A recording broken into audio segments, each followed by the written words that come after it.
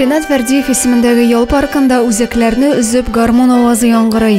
Зәй элекеге район башлыгын искә ала. Ринат Шәйх улының вакытсыз арабыздан китүенә 15 ел тулды.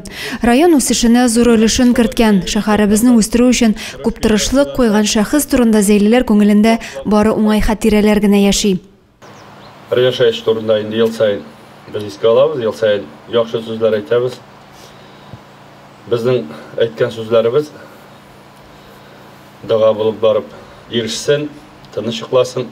Без аның эшенә дәвам итүчеләр Зәйнең экономикасына, Зәйнең халкына сүз ишеттермичә,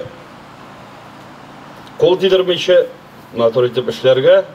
Кеше китә җире кала. 52 яшендә арабыздан киткән Ринат Фәрдиев үзеннән соң якты өс, матур истәлекләр калдырды.